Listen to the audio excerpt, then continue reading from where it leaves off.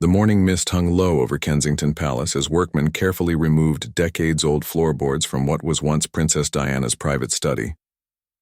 The renovation project had been delayed for months, but today, something extraordinary was about to unfold that would shake the very foundations of the royal family. Sarah Mitchell, the lead restoration expert, knelt beside a loose floorboard that seemed different from the others. Her trained eye noticed the subtle scratches around its edges, marks that suggested it had been deliberately loosened before. As she gently pried it open, her breath caught in her throat. Hidden beneath lay a small wooden box, carefully wrapped in faded purple silk. Prince William had specifically requested to be present during any significant discoveries in his mother's former rooms. The call reached him at Anmer Hall, where he was enjoying a quiet breakfast with Catherine and their children. His heart raced as Sarah's voice trembled through the phone, describing the mysterious box that bore his mother's distinctive handwriting on a small attached note. Within 2 hours, William arrived at Kensington Palace, his face a mixture of anticipation and apprehension.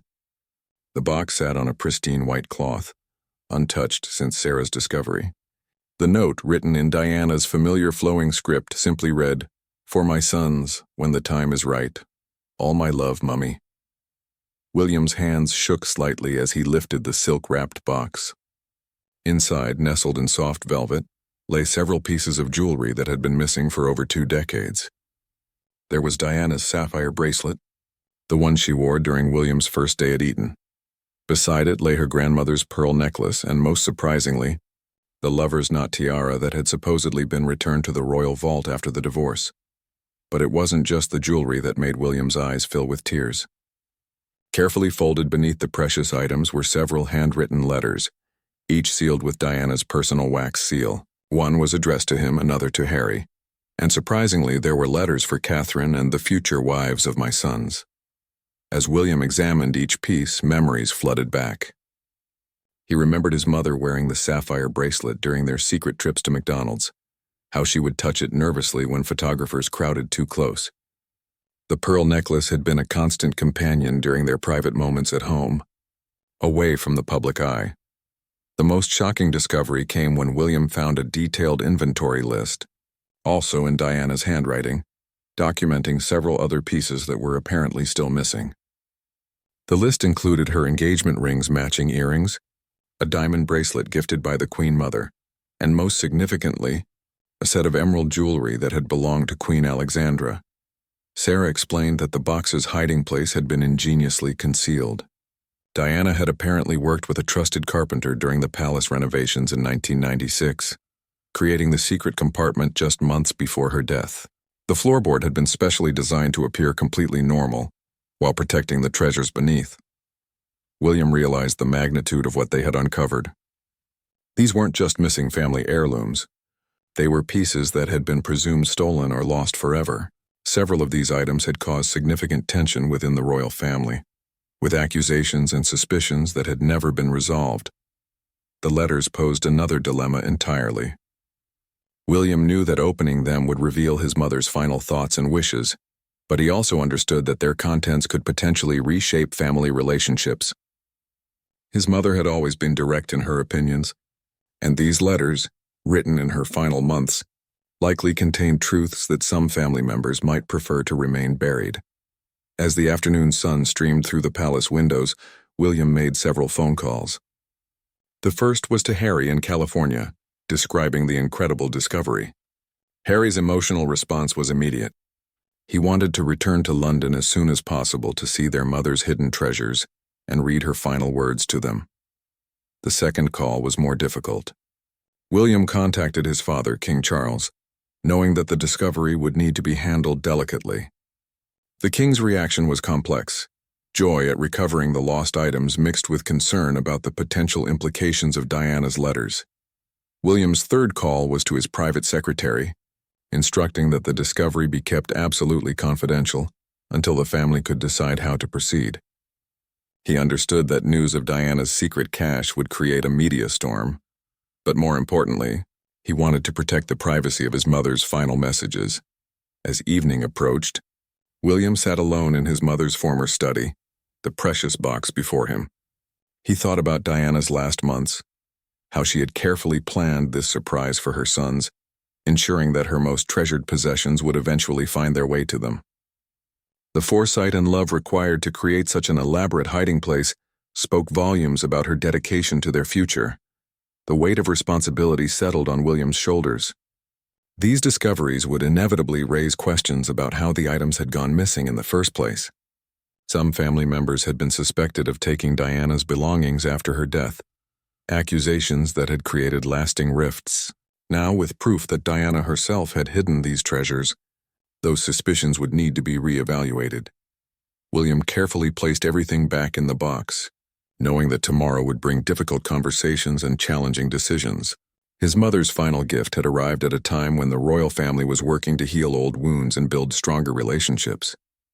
Whether these discoveries would help or hinder that process remained to be seen. As he prepared to leave Kensington Palace, William felt his mother's presence more strongly than he had in years.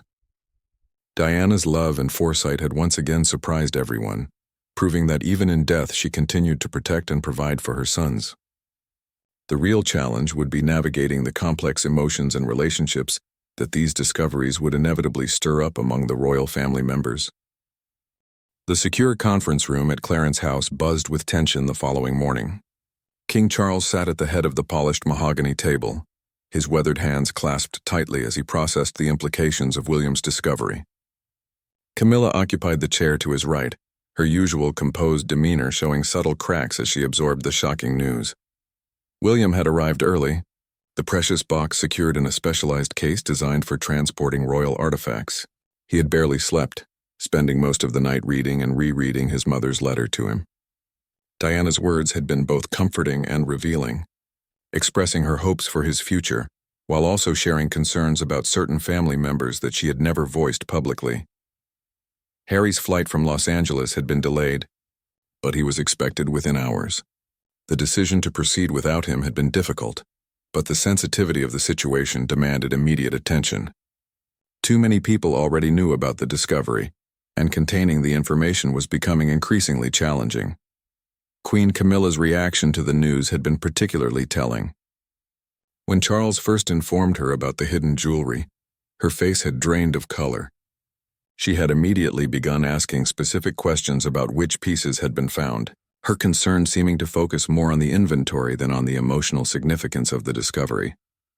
William noticed Camilla's nervous energy as he carefully removed each item from the case. The sapphire bracelet caught the morning light, casting blue reflections across the conference table. But it was the appearance of the lover's knot tiara that caused Camilla to audibly gasp. "That's impossible," she whispered, leaning forward in her chair. "That tiara was returned to the royal collection after the divorce settlement." "I saw the documentation myself," Charles frowned, studying his wife's reaction. "Are you certain about that, darling?" Perhaps there was some confusion in the paperwork. William's jaw tightened as he watched the exchange. His mother's letter had specifically mentioned concerns about certain jewelry disappearing after the divorce proceedings. Diana had written about feeling pressured to return items quickly, without proper documentation or verification. She had suspected that some pieces marked as returned had actually been diverted elsewhere.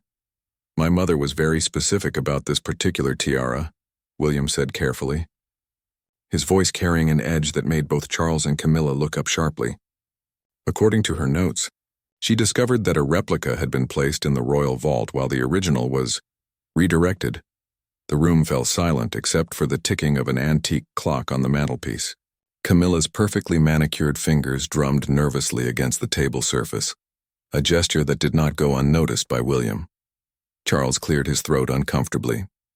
"William, are you suggesting that there was some sort of irregularity in the handling of your mother's belongings?" Before William could respond, Camilla stood abruptly, moving to the window that overlooked the palace gardens. "This is all ancient history," she said, her voice strained. "Diana's been gone for over 25 years. Why are we dredging up old suspicions and conspiracy theories?" William's eyes flashed dangerously. "These aren't conspiracy theories. These are my mother's own words written in her final months. She documented everything she suspected, and now we have proof that her suspicions were justified." The tension in the room escalated as William pulled out a folder containing photocopies of his mother's handwritten notes. Diana had been meticulous in her record-keeping, documenting dates, witnesses, and specific concerns about various jewelry pieces that had gone missing or been misplaced during the divorce proceedings. She wrote about feeling intimidated during the property settlement. William continued, his voice growing stronger, about being rushed to sign documents without adequate time to review them. And she specifically mentioned concerns about certain individuals having inappropriate access to her personal belongings. Camilla spun around from the window, her composure finally cracking. How dare you imply that I had anything to do with this? I wasn't even officially part of this family when those settlements were made. But you were very much present in our father's life, William replied coolly. And according to my mother's notes, you had quite strong opinions about which pieces should remain in the main royal collection versus which ones should stay with her. Charles shifted uncomfortably in his chair, clearly caught between loyalty to his wife and the mounting evidence of his son's claims. William, I think we need to be very careful about making accusations based on old letters written during a very emotional time. William's response was measured but firm. These aren't emotional rants, Father. These are detailed observations made by someone who was being systematically stripped of her royal identity. Mother documented specific conversations, including one where Camilla supposedly suggested that certain historically significant pieces shouldn't leave the family collection, even temporarily. The revelation hit the room like a thunderbolt. Camilla's face flushed red as she realized that Diana had been far more aware of behind-the-scenes maneuvering than anyone had suspected. The Princess of Wales had apparently been documenting conversations and interactions that painted a very different picture of the divorce proceedings than what had been publicly presented. Queen. Camilla returned to her seat, her hands visibly trembling as she reached for her water glass. Even if Diana wrote those things, it doesn't mean they were accurate. She was under enormous stress, probably not thinking clearly about a lot of things. William's patience was wearing thin. My mother was many things, but she wasn't delusional. Every claim she made in these letters can be verified through records and witness testimony. She was building a case, documenting everything because she suspected that the truth might need to be revealed someday. The weight of Diana's foresight was becoming apparent to everyone in the room. The princess had not only hidden her most precious belongings, but had also created a detailed record of suspected wrongdoing that could potentially expose decades-old deceptions. Charles looked exhausted as he rubbed his temples. What exactly are you proposing we do with this information, William? I want a full investigation into every piece on Mother's missing inventory list, William replied without hesitation. I want to know where these items ended up and who was responsible for their disappearance. And I want complete transparency about the divorce settlement process. Camilla's voice was barely above a whisper when she spoke. An investigation would destroy this family. The media would have a field day and it would undo years of work to rebuild our reputation. William leaned forward, his blue eyes blazing with determination. This family was damaged long before today, and it wasn't damaged by seeking the truth. It was damaged by covering it up, by allowing questions to remain unanswered, and by letting people get away with behavior that dishonored my mother's memory. The arrival of palace security interrupted the heated discussion, announcing that Prince Harry had arrived and was requesting immediate access to the conference room. As footsteps echoed in the corridor outside, William prepared himself for the next phase of what was clearly going to be a long and difficult process. The door opened to reveal Harry, still wearing travel clothes but with eyes blazing with the same determination as his brother. The brothers exchanged a meaningful look that spoke volumes about their shared commitment to uncovering the truth about their mother's final months and the mysterious disappearance of her most treasured possessions. Prince Harry entered the conference room with the exhausted determination of someone who had traveled through the night, but his tiredness vanished instantly when he saw the array of his mother's jewelry spread across the table. His sharp intake of breath was audible as he approached the precious items, his fingers hovering over the sapphire bracelet without quite touching it. "My God," he whispered, his voice thick with emotion. "I remember this bracelet. She wore it to my sports day at Ludgrove." His eyes moved to the lover's knot tiara, and his expression hardened. "But this one was supposed to be in the royal vault. I specifically asked about it when Meghan was choosing her wedding tiara." William stepped closer to his brother, noting how Harry's presence immediately shifted the room's dynamic. Camilla had grown noticeably more agitated since Harry's arrival. repeatedly checking her watch and fidgeting with her rings. "There's more." "Harry," William said quietly, handing his brother a sealed envelope with Diana's familiar handwriting. She wrote to each of us separately. "This one is yours." Harry's hands trembled as he broke the wax seal, his eyes quickly scanning the pages. As he read, his expression moved through surprise, sadness, and finally settling on barely controlled anger. "She knew," he said, looking up at his father and stepmother. "She knew exactly what was happening, and she was documenting everything." King Charles leaned forward anxiously. "What does she say, Harry?" Instead of answering directly, Harry walked to where Camilla sat and placed the letter on the table in front of her. "Why don't you read it yourself? She mentions you quite specifically." Camilla's hands shook as she pushed the letter away without looking at it. "I don't need to read the paranoid fantasies of a woman who was clearly having a breakdown." The words hung in the air like a slap.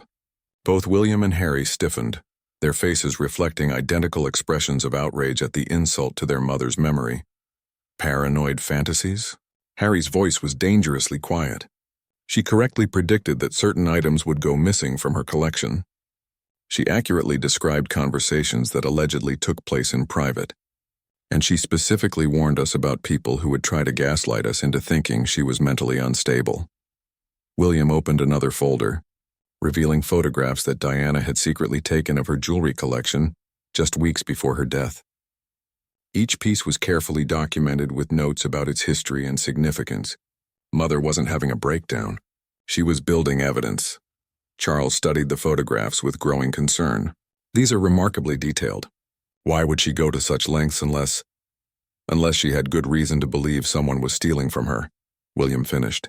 "Someone with access to private information about the divorce settlement and knowledge of which pieces were most valuable." Camilla stood abruptly, her chair scraping loudly against the floor. "This is absolutely ridiculous. I'm not going to sit here and be accused of theft based on the writings of someone who was clearly paranoid and vindictive." Harry's response was swift and cutting. "Vindictive?" She was protecting her son's inheritance from people she didn't trust. And considering what we're finding now, her lack of trust was completely justified.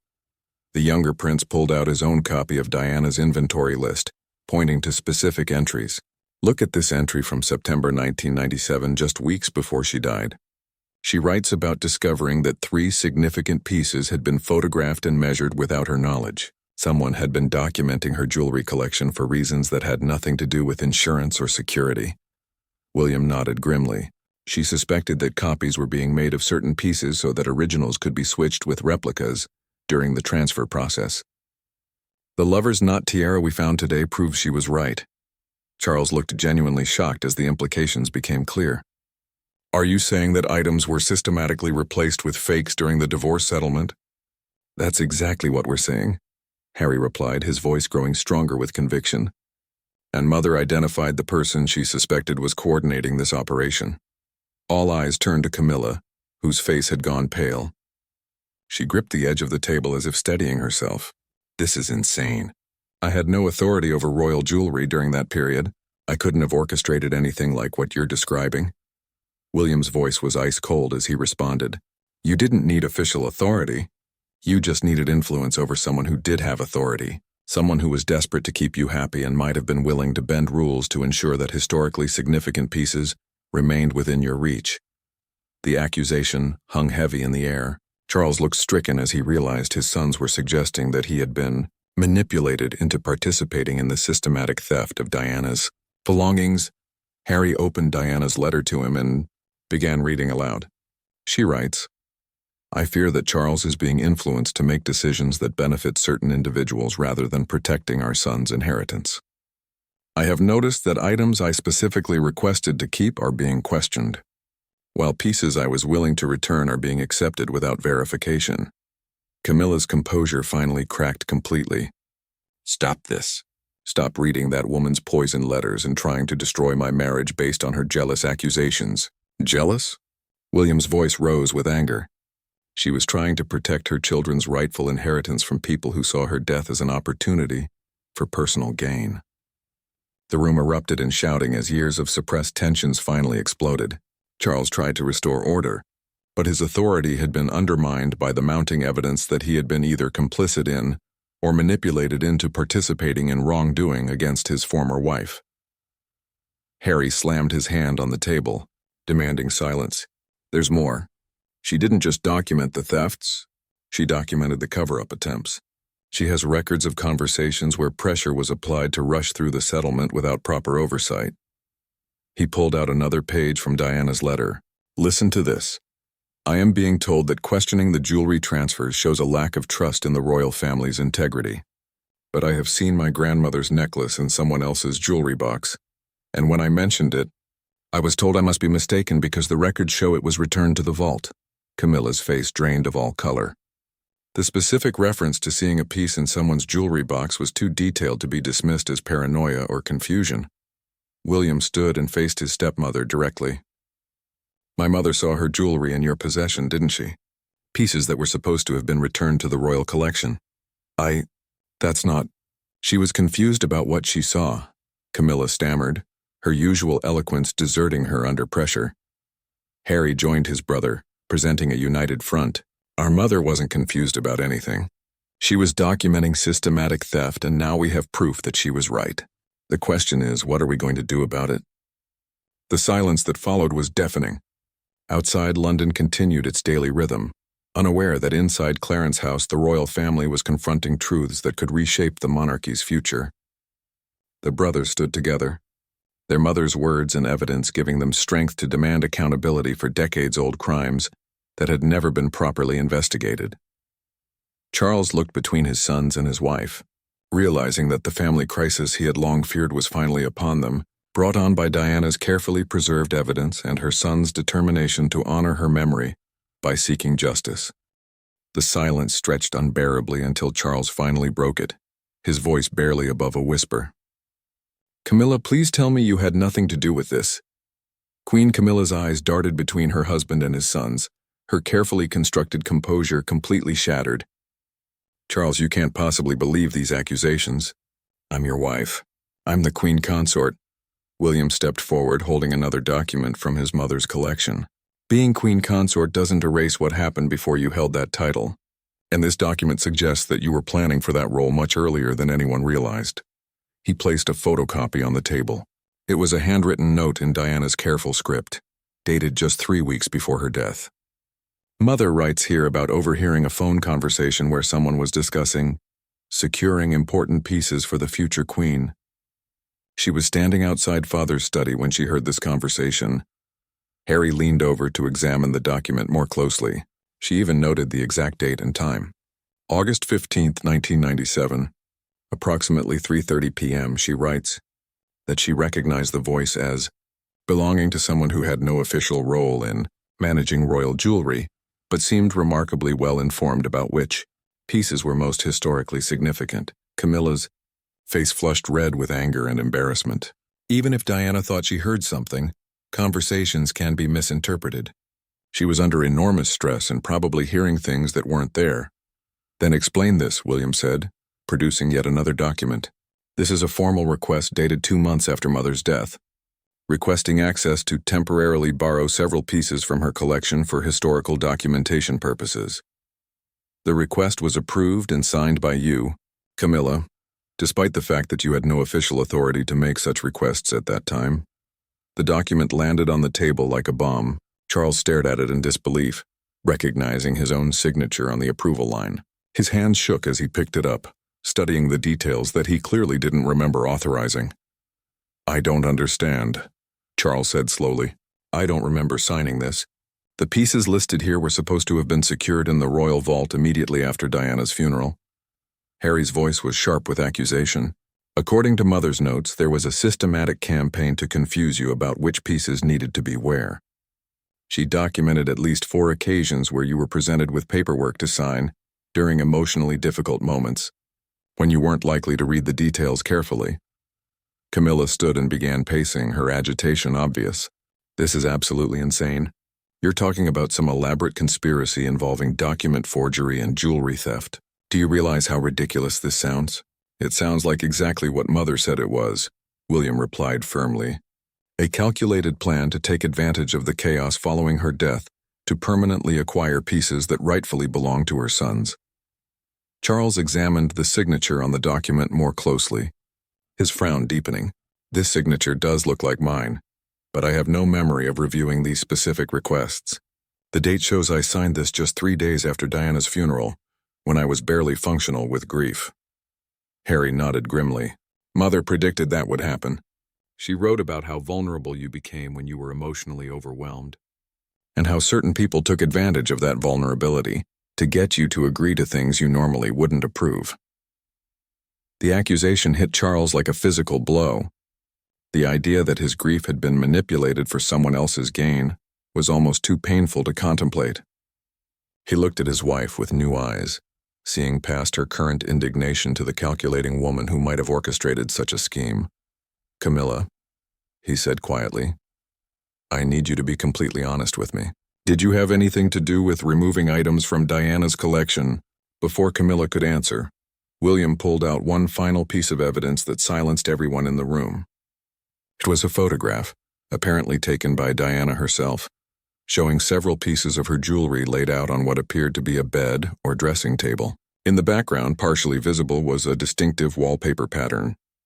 Mother took this photograph in someone else's bedroom, William said, his voice deadly quiet. She managed to document her own jewelry in someone else's possession. The wallpaper pattern in this photo matches the guest bedroom at Ray Mill House. Ray Mill House was Camilla's private residence, the place she had retreated to during the most difficult periods of her relationship with Charles. The implication was unmistakable. Camilla stopped pacing abruptly, staring at the photograph with horror. That's impossible. Diana was never in my home. She couldn't have taken that photograph. Harry studied his stepmother's reaction carefully. Then how do you explain your own jewelry appearing in someone else's private residence? Mother's bracelet, her grandmother's necklace, and at least 3 other pieces are clearly visible in this photograph. There must be some explanation, Camilla stammered, but her confidence was rapidly evaporating. Perhaps they were replicas. Perhaps Diana was confused about what she was seeing. William's response was swift and cutting. We have the originals right here on this table. These aren't replicas. These are the actual pieces that supposedly disappeared without a trace after Mother's death. The net was closing around Camilla, and everyone in the room could feel it. Charles looked devastated as he realized the extent to which he might have been manipulated by someone he trusted implicitly. There's something else, Harry said quietly, producing one final document. Mother left detailed instructions about what we should do if we ever found evidence of theft. She wanted us to contact specific people who had witnessed some of these transactions. People who were afraid to speak up at the time but who might be willing to testify if they knew they had support. The document contained a list of names, including several palace staff members, jewelers who had worked on royal pieces, and even a lawyer who had raised concerns about irregularities in the divorce settlement process. Charles read through the list with growing alarm. Some of these people are still alive. If we contact them, when we contact them, William corrected firmly. This isn't a matter of if anymore.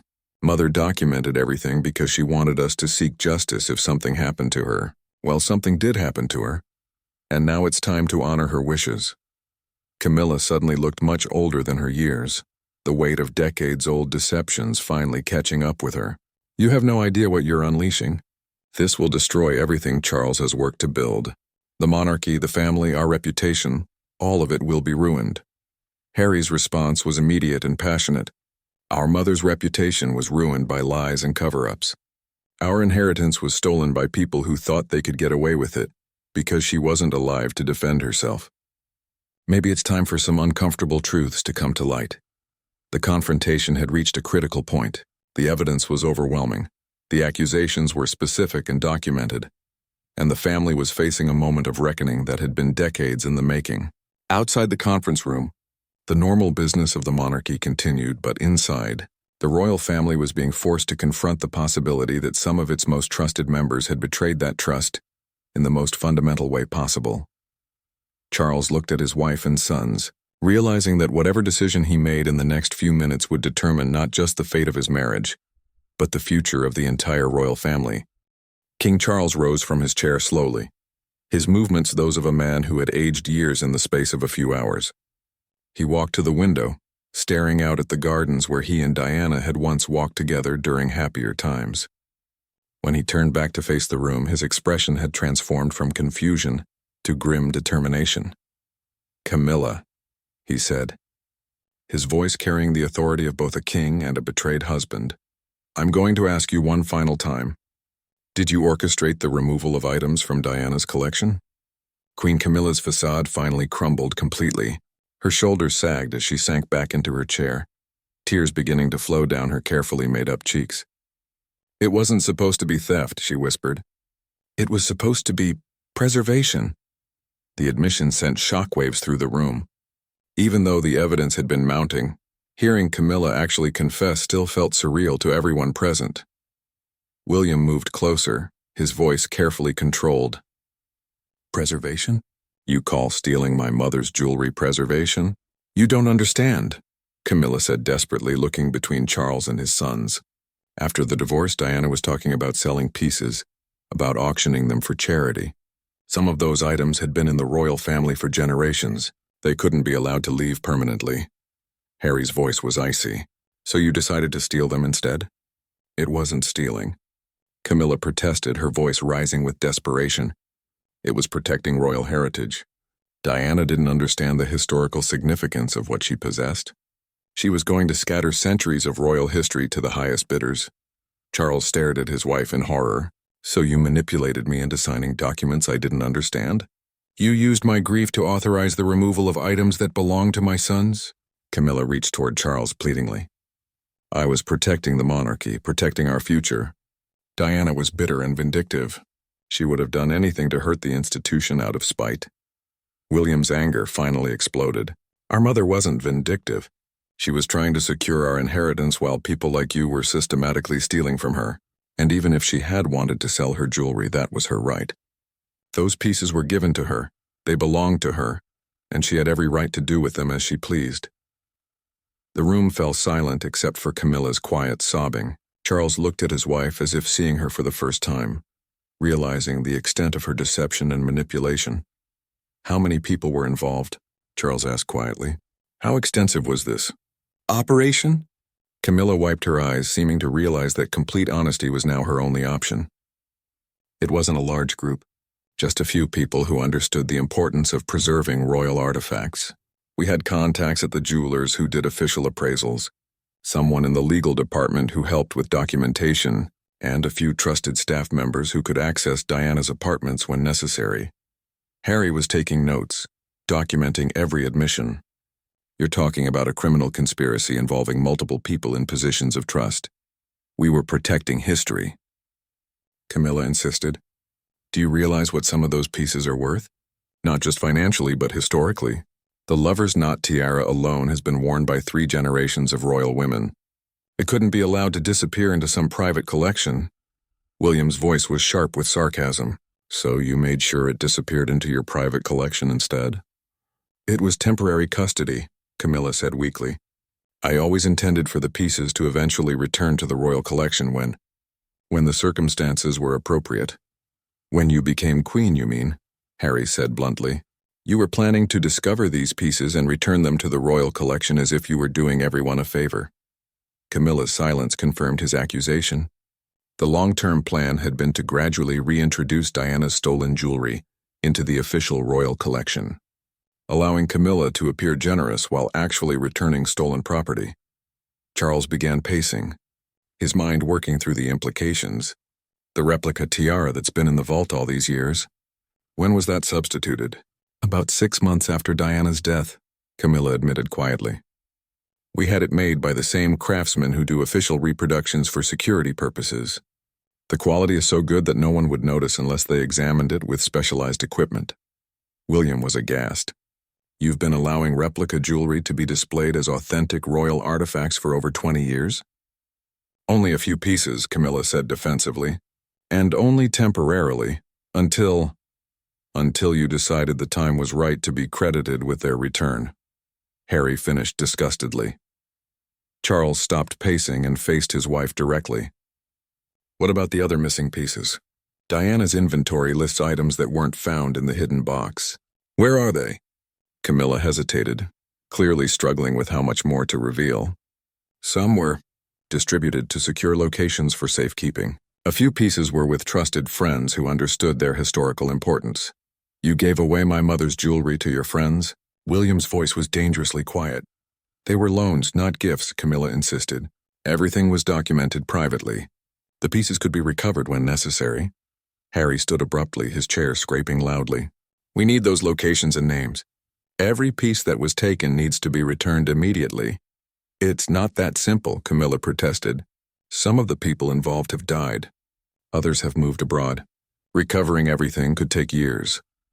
Charles looked at his sons, seeing the determination in their faces, then back at his wife. "Then will take years if necessary.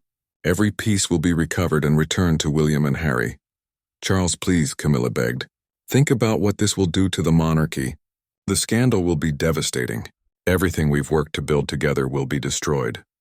King Charles's response was firm and final. "What we built together was apparently built on theft and deception. That's not a legacy I'm willing to protect." The brothers exchanged a look of surprise and gratitude. Despite their complicated relationship with their father, he was choosing to support them and their mother's memory over his wife's crimes.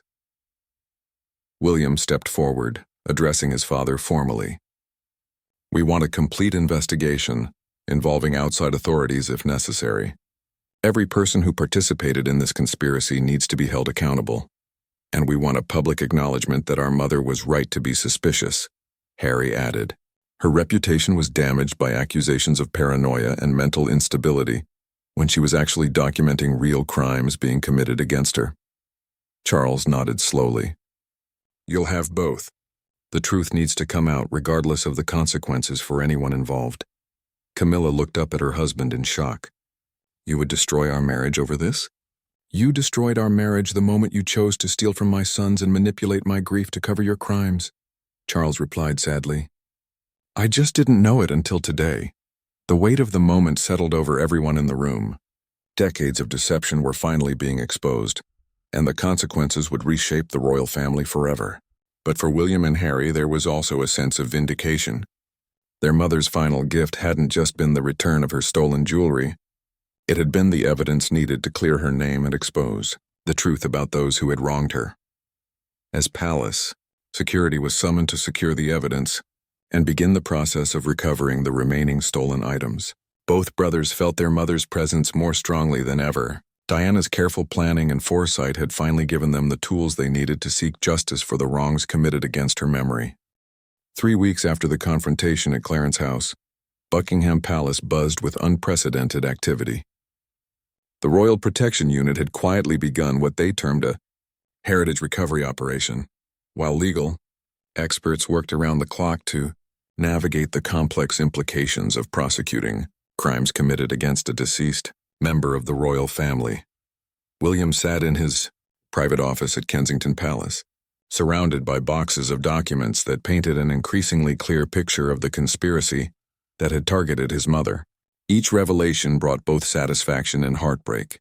Satisfaction that the truth was finally emerging, and heartbreak at understanding the full extent of what Diana had endured in her final months.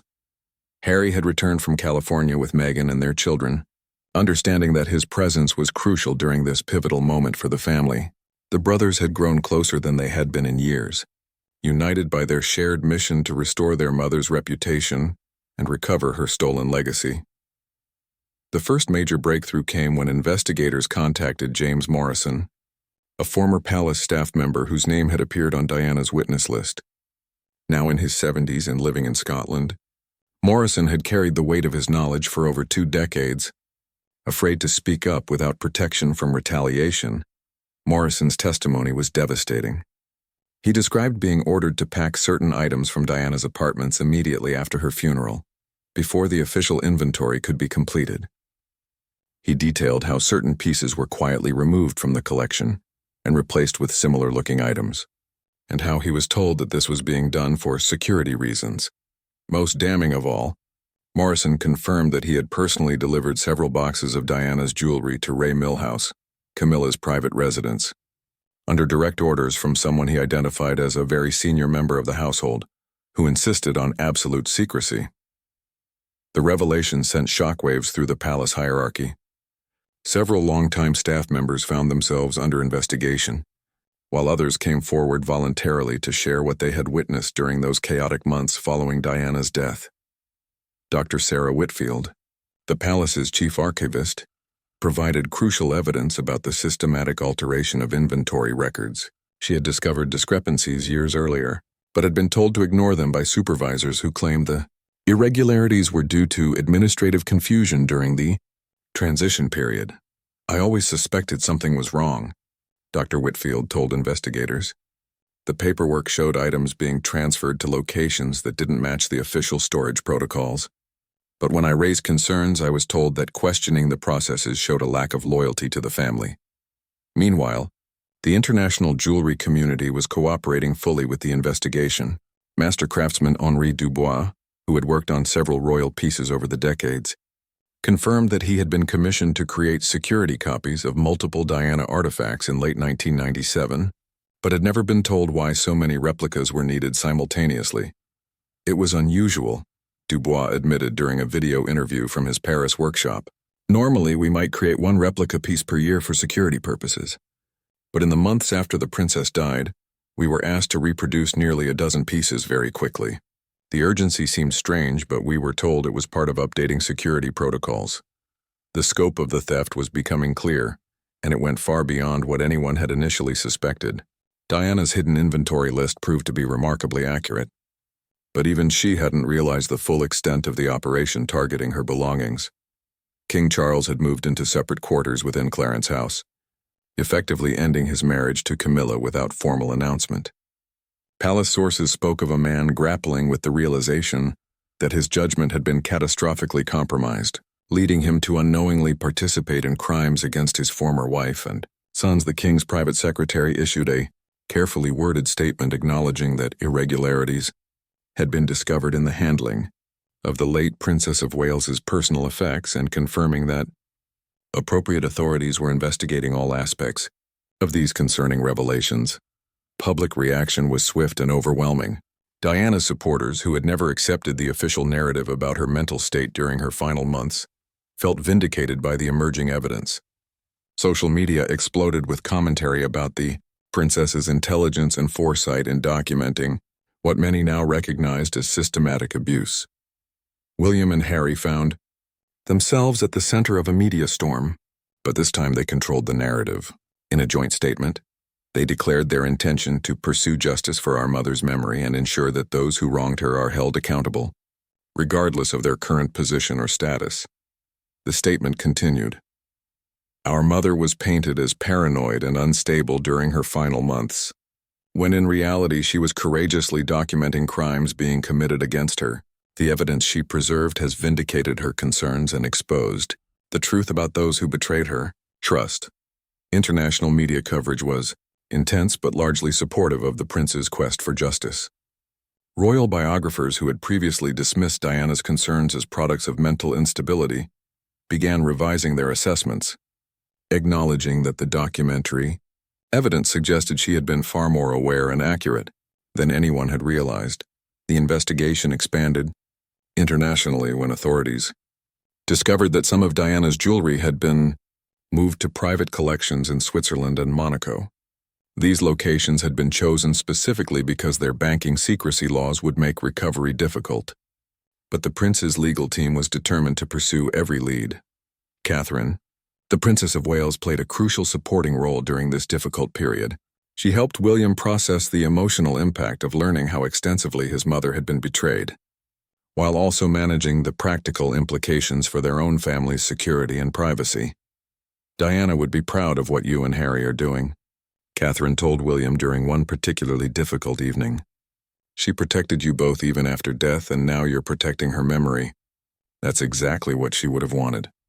The relationship between the brothers, which had been strained for years following Harry's move to California and his criticisms of the royal family, was healing rapidly. Their shared commitment to honoring their mother's memory had reminded them of their fundamental bond and common purpose. Harry spoke privately with his father for the first time in months, finding Charles broken but determined to make amends for his unknowing participation in the conspiracy. "I failed your mother catastrophically," Charles admitted. "I allowed my grief and my feelings for Camilla to blind me to what was really happening." I can never undo that failure, but I can ensure that justice is finally served. As the investigation continued to unfold, with new evidence emerging weekly, it became clear that the royal family was experiencing its most significant crisis in generations. But for William and Harry, there was also a profound sense of closure. Their mother's final gift had given them not just the return of stolen property, but the tools to restore her reputation and expose the truth about those who had wronged her. The woman who had been dismissed as paranoid and unstable was being revealed as someone who had courageously documented systematic abuse while fighting to protect her son's inheritance. Diana's legacy was being transformed from that of a tragic victim to that of a determined mother who had outmaneuvered her enemies even from beyond the grave. 6 months after the discovery in Diana's former study, Westminster Abbey was filled with an unusual gathering. Members of the royal family, government officials, and hundreds of Diana's supporters had come together for what the palace termed a ceremony of restoration, a formal acknowledgement of the injustices committed against the late Princess of Wales and a celebration of her vindication. William stood at the lectern where his mother had once delivered her most memorable speeches, holding the original lover's knot tiara that had been hidden beneath the floorboards. Beside him on a table covered in purple silk, Diana's favorite color, lay dozens of pieces of jewelry that had been recovered from around the world through the investigation. Today we gather not just to restore my mother's stolen possessions to their rightful place, William began, his voice strong and clear, but to restore something far more precious, her reputation and her memory. For 26 years, Diana, Princess of Wales, has been remembered as many things: a loving mother, a devoted humanitarian, and tragically, as someone whose final months were marked by paranoia and instability. The congregation was silent as William continued. We now know that the opposite was true. In her final months, our mother displayed extraordinary courage and foresight. While facing systematic theft and betrayal by people she should have been able to trust, she documented everything with remarkable precision. She protected not just our inheritance, but the evidence that would eventually expose the truth. The investigation had concluded with stunning thoroughness. Over 40 pieces of Diana's jewelry had been recovered from private collections across 3 countries. The replica tiara in the royal vault had been replaced with the original, while experts determined that several other authentic pieces in the collection were also sophisticated fakes. 8 people had been arrested in connection with the conspiracy, including 2 former senior palace officials and a prominent London jeweler who had facilitated the creation and sale of stolen items. Most shocking of all, investigators had uncovered evidence that the theft operation had begun even before Diana's death, with certain pieces being systematically targeted and copied during her lifetime. Queen Camilla had faced the most severe consequences. Stripped of her royal titles and facing multiple charges of theft, conspiracy, and fraud, she had been quietly moved to a secure facility while awaiting trial. The woman who had once dreamed of being remembered as a beloved queen consort would instead be remembered as the architect of one of the most shocking scandals in royal history. King Charles had abdicated his throne just 2 weeks earlier, unable to continue serving as monarch while grappling with the personal and institutional betrayal that had occurred under his watch. In his final speech as king, he had publicly apologized to William and Harry, acknowledging that his failure to protect their mother's memory and inheritance had damaged the monarchy's integrity beyond repair. "I was manipulated and deceived by someone I trusted completely," Charles had said during his abdication speech. "But ultimately, the responsibility for failing to protect Diana's legacy rests with me. I cannot continue to serve as your king while knowing that I participated, however unknowingly, in crimes against my former wife and sons." William, now heir apparent under his younger brother King Harry's reign, had shown remarkable grace in accepting his father's apology while maintaining firm boundaries about accountability.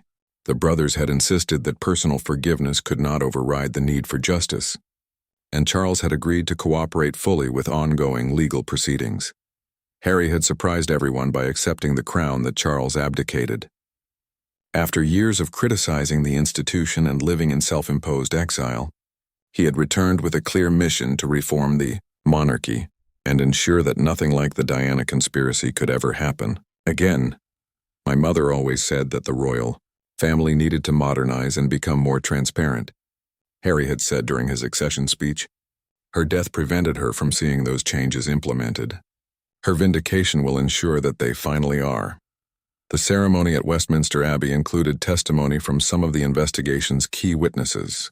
James Morrison, the former palace staff member, spoke about the culture of secrecy that had allowed the conspiracy to flourish. "We were told that loyalty meant not asking questions," Morrison said, his voice carrying clearly through the Abbey, but true loyalty would have meant protecting Princess Diana from those who were stealing from her. "I regret every day that I didn't speak up sooner." Dr. Sarah Whitfield, the palace archivist, announced the creation of a new Diana Research Institute that would ensure complete transparency in all future handling of royal artifacts. "Never again will irregularities be dismissed as administrative confusion," she declared. "Every item in the royal collection will be properly documented and verified." The emotional climax of the ceremony came when William and Harry together opened their mother's final letter, the one that had been sealed and marked to be read only after justice is served. Diana's words, written in her final weeks, seemed to speak directly to the moment. "My dearest William and Harry, if you are reading this, then the truth has finally emerged about what was done to me and to you. I hope that my documentation has given you the tools you needed to seek justice and clear my name. Please know that I never doubted your love or your determination to honor my memory. The jewelry and treasures were never as important as the love we shared, but I wanted you to have what was rightfully yours. More importantly, I wanted you to know that your mother was not the unstable, paranoid woman that some people will try to make me appear to be. I was a woman fighting to protect her son's inheritance from people who saw my death as an opportunity for personal gain. I love you both beyond measure, and I am proud of the men you have become. Use this victory not for revenge but for reform. Make the monarchy better than it was. Make it worthy of the trust that people place in it. All my love forever, Mummy." There wasn't a dry eye in the Abbey as William finished reading his mother's final words. The woman who had been portrayed as paranoid and vindictive was revealed, through her own words, as someone who had fought to the end to protect her children and improve the institution she had served. The ceremony concluded with the formal placement of Diana's recovered jewelry in a new public exhibition at Kensington Palace. Unlike the traditional royal collection, this exhibition would be completely transparent about each piece's history, including the circumstances of their temporary disappearance and recovery. William announced that all proceeds from the exhibition would go to charities that Diana had supported, particularly those focused on justice reform and supporting victims of institutional abuse. "Our mother always said that her jewelry should serve a purpose beyond mere decoration," he explained. "Now it will help others who have faced the kind of systematic betrayal that she endured."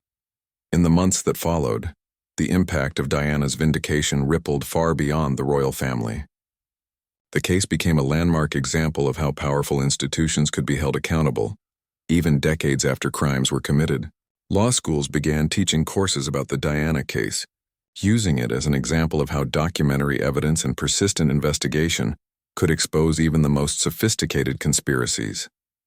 Most importantly, Diana's reputation was completely transformed.